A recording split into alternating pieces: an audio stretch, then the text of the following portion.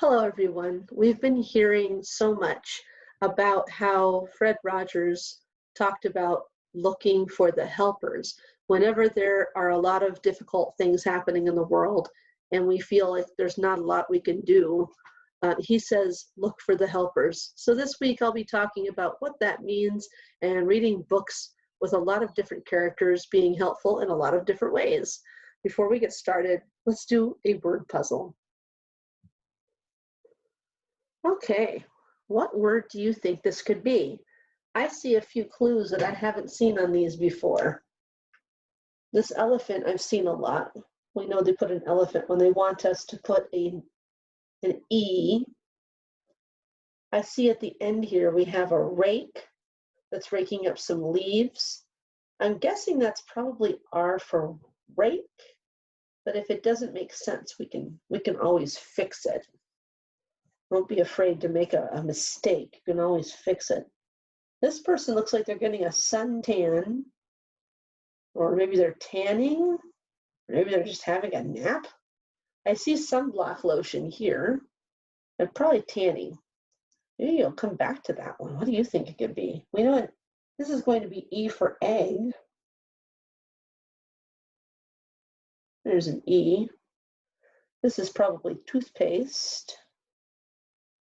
Do you have a clue, an idea about what this word could be? This is an L for leaf. What word could this be? I think I'm seeing that this is going to be a T for tan. That person is getting a tan, which would make our word letter. Today's helpers in our books do different things with letters to help out. This character, what do you think she likes to do? What does it look like? It's called the library. Let's see how she helps. The Library by Sarah Stewart. Pictures by David Small.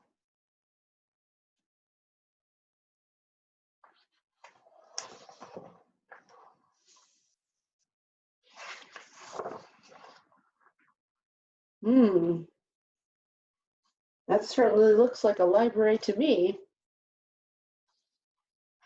A lot of books.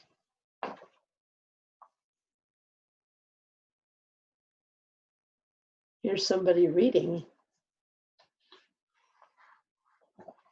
How might reading be helpful? Certainly reading a lot.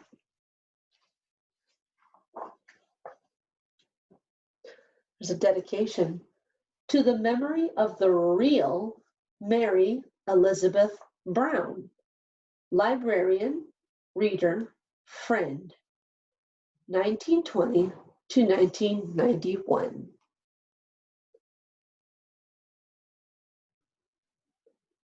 Elizabeth Brown entered the world dropping straight down from the sky.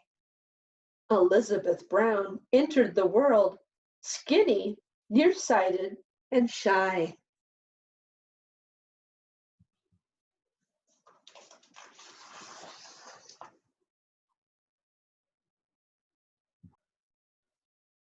She didn't like to play with dolls.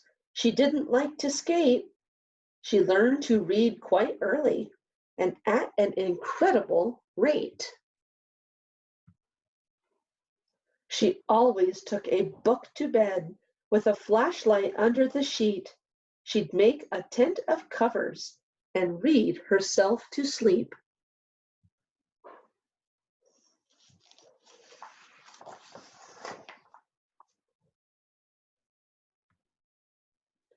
Elizabeth Brown went off to school dragging a steamer trunk. Elizabeth Brown unpacked her books, breaking the upper bunk.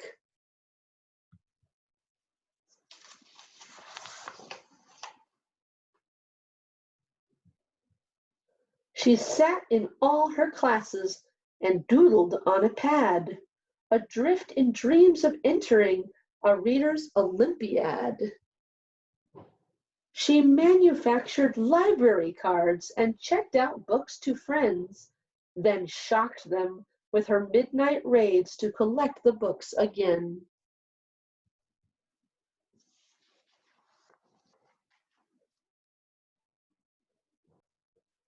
Elizabeth Brown preferred a book to going on a date. While friends went out and danced till dawn, she stayed up reading late.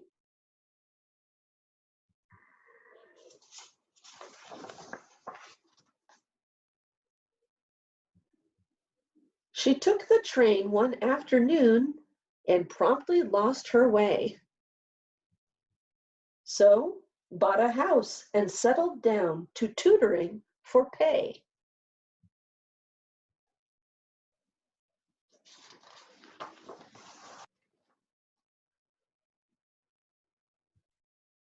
Elizabeth Brown walked into town summer, fall, winter, and spring.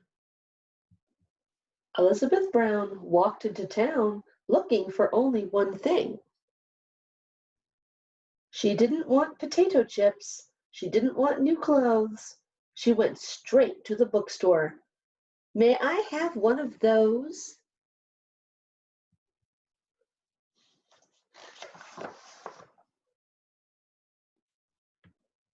Elizabeth Brown walked right back home and read and read and read. She even read while exercising and standing on her head.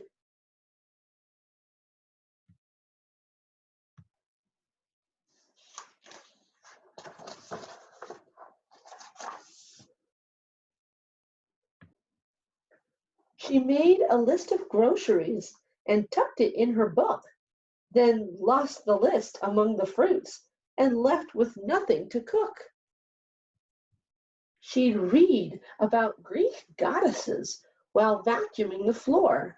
Attending only to her book, she'd walk into a door.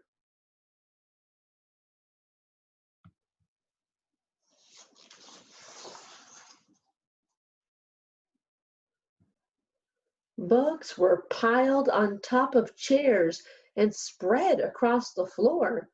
Her shelves began to fall apart as she read more and more. Big books made very solid stacks on which teacups could rest. Small books became the building blocks for busy little guests.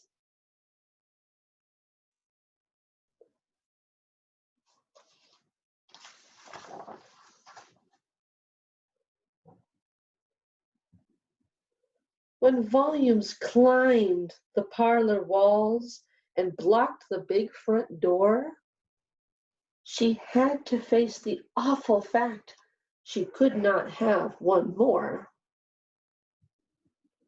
Goodness, isn't that a lot of books?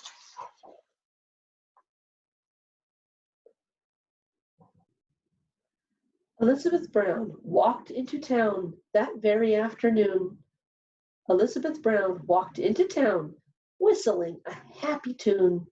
She didn't want a bicycle. She didn't want silk bows.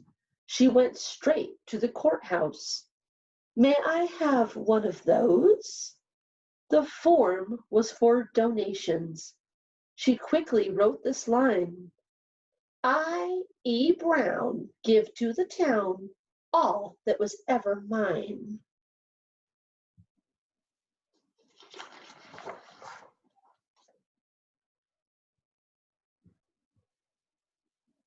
What do you suppose she gave? Elizabeth Brown Free Library.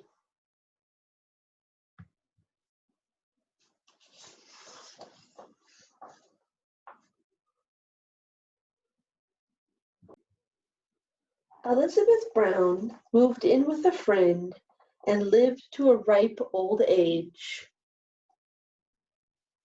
They walked to the library day after day and turned page after page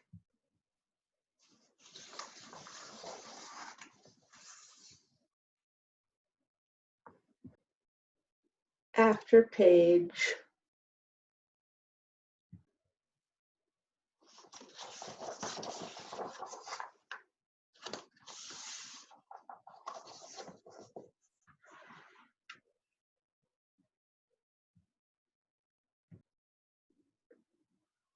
So this character was helpful because she was very generous. Even though she loved her books more than anything, she realized she couldn't just keep them, and she allowed other people to enjoy them as well. So she shared something she really loved, and that was how she was able to be helpful. There's a lot of different ways you could be helpful by giving of your own talent, maybe your creativity, maybe your time, or maybe your caring. I'll show you an easy way to write a poem that can help someone understand how special they are to you. This is a very easy and fun way to write a poem that uses your senses. So in this half, you can draw a line if you want to see it better. The paper is divided into two parts, so you can fold it this way and draw a line, or just draw the line. And on this side, you write, I see.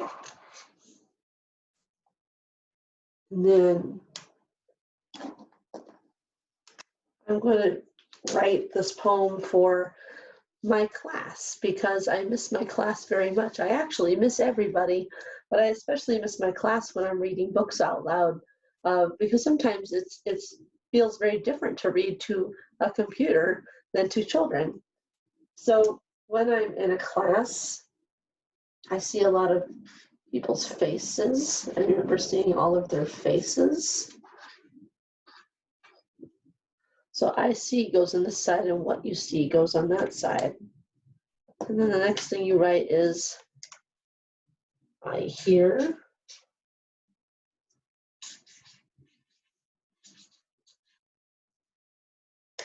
I hear voices.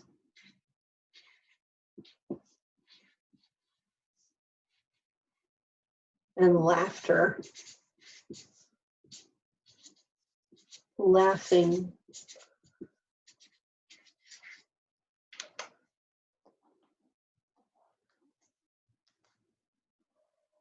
The next thing you put is, I smell.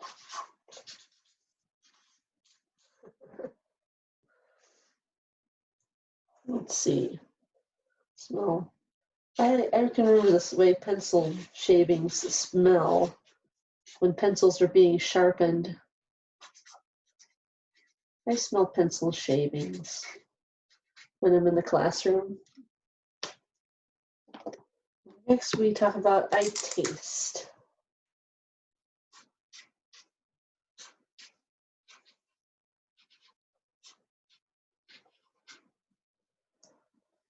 I know one of the fun days is when I have a chance to pass out a special treat. I'm going to put fruit by the foot because that was our favorite snack. I taste fruit by the foot. Have you ever had that food before? Dried fruit treat to eat. And then I feel. So this could be your feelings, or it could be what you feel with your sense of touch. I know.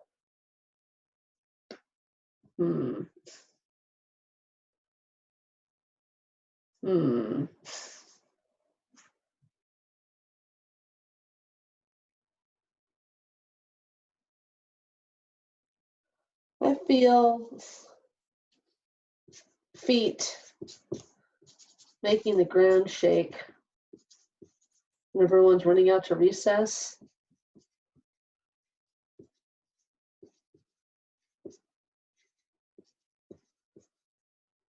feel feet making the ground shake. The last part, you write, you are.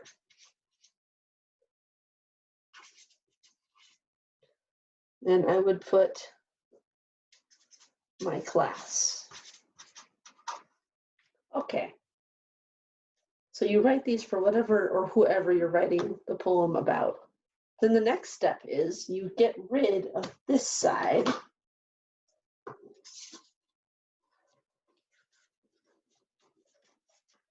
you want, you can save it to put over paper to write other poems with. Put it aside.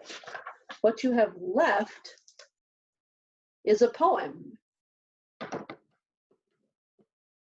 Faces, voices and laughing, pencil shavings, fruit by the foot, feet making the ground shake. My class. Now I have something I can put up on our website to let my class know I'm thinking about them. Writing can be a really special way to be generous and share your creativity. There's one real life person a long time ago who used her writing ability to make a really big difference. In this book, Emma's poem, The Voice of the Statue of Liberty. It's about a real life person. Emma's poem, The Voice of the Statue of Liberty, by Linda Glaser, and paintings by Claire A. Nivola.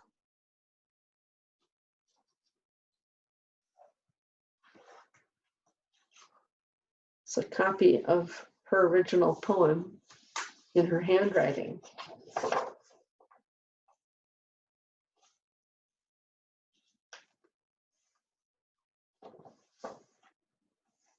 This inscription says, "To the immigrants, then and now."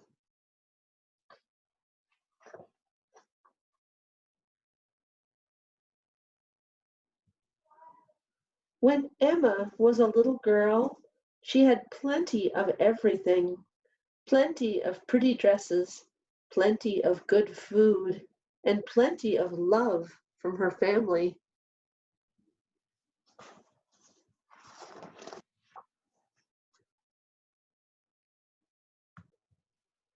She lived in a large, comfortable house in New York City with her mother and father and her sisters and her brother. She loved to read, and she had plenty of books. She loved to write, and she had plenty of time to create stories and poems. All the people Emma knew had plenty of good food and fine clothes. They had plenty of everything.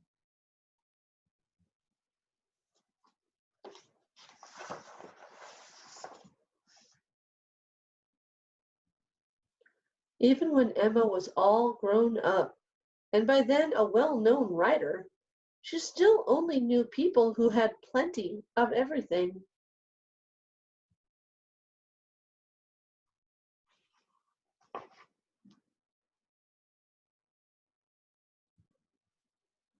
But one day, Emma visited Ward's Island in New York Harbor, and there she met very poor immigrants whom she had only heard about. They had traveled a long way across the ocean by boat. They wore ragged clothing and looked tired and sad. Some were sick. All of them were hungry. They were the poorest people Emma had ever seen. Her heart hurt to see them.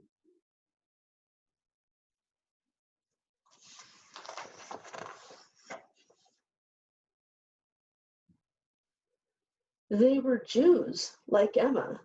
Some were well educated, like Emma, but they had been treated very badly in Eastern Europe. Their homes had been burned. Friends and relatives had been killed. They had made the long, hard journey to America, hoping for a better life. Emma felt she must help them.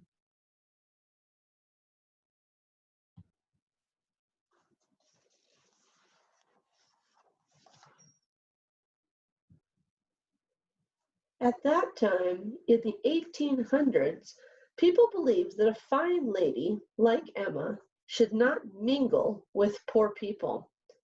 But Emma often visited the immigrants. She helped them to learn English and get training for jobs. In time, she made friends with many of them.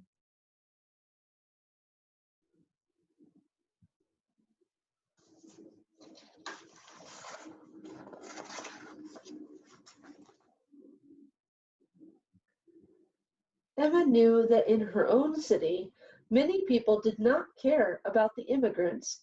People said they were so ragged and poor they'd ruin the country. In those days, women kept their thoughts quiet, but Emma wrote about the immigrants for the newspaper and in poems.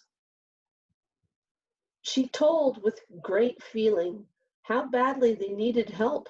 She explained that with help, they'd give back to the country. Many people read her writing. Some began to care, but still many did not.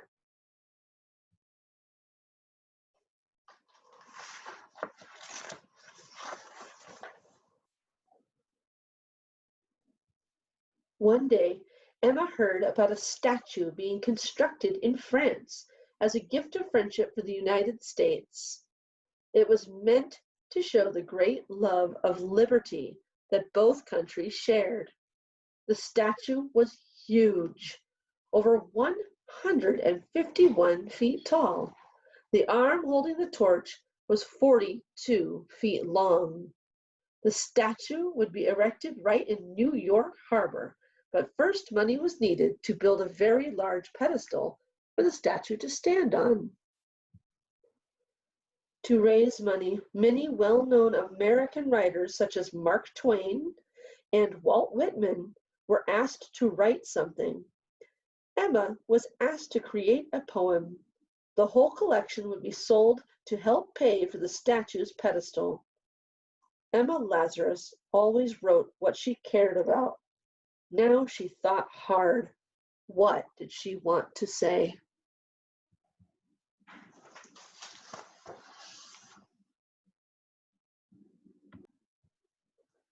At that time, the Statue of Liberty had nothing to do with immigrants, but Emma knew that immigrants would see the huge woman when their boats arrived in New York Harbor. Wouldn't they wonder why she was there? What might they think? What might they hope? And what if the statue were a real live woman? What might she think when she saw immigrants arriving hungry and in rags? What might she feel? And, Emma pondered, what would the statue say if she could actually speak? Emma took up her pen and began to write.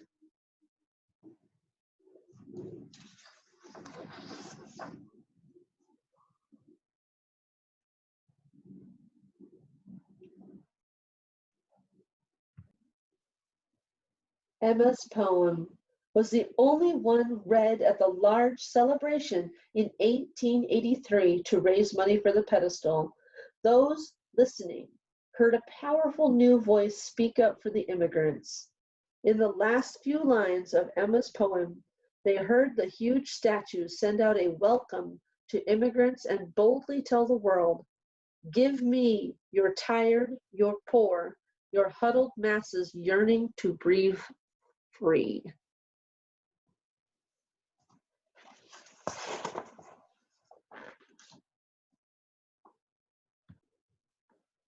3 years later, in 1886, when enough money had been raised, the statue was packed into 214 crates, shipped across the Atlantic Ocean, and erected in New York Harbor on top of the pedestal. Although sadly Emma did not live to see the statue erected, she knew that her poem helped buy the pedestal for it. She also knew that her poem gave the huge woman a strong and caring voice, but she did not know that in the years to come, her poem would do much more.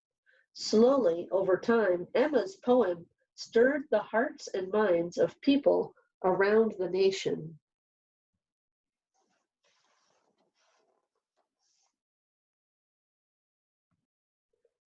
"20 years after Emma wrote it, a friend had the poem engraved on a plaque and placed inside the entrance to the pedestal of the Statue of Liberty for all visitors to see. 30 years after that, Emma's poem was printed in school textbooks, and children around the country learned to recite it. Then, more than 60 years after Emma wrote her poem, the last 5 lines of it, the statue's bold words, were set to music by the famous songwriter Irving Berlin and sung on Broadway. Soon, school children around the country were singing, "Give me your tired, your poor, your huddled masses yearning to breathe free." Now the huge statue was much more than a gift of friendship from France to the United States. Because of Emma's poem, the Statue of Liberty had become the mother of immigrants, and her torch was a lamp held out to welcome them.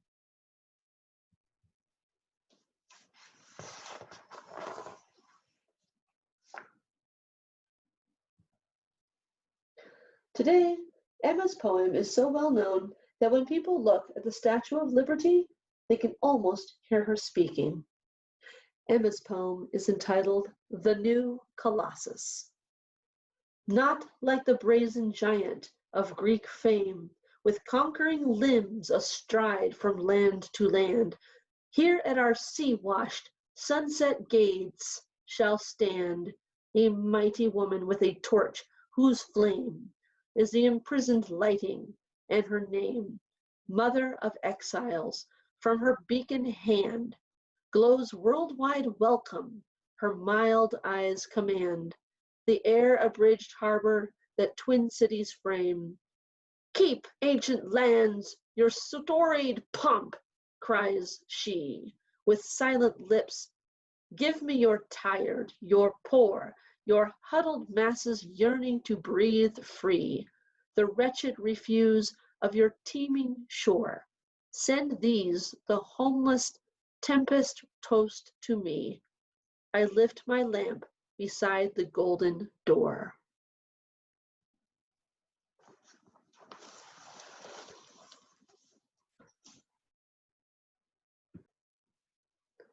Helpers do so many things to help us feel better when things are not going well for us. What kind of things can you do to inspire others to feel better? Let me know.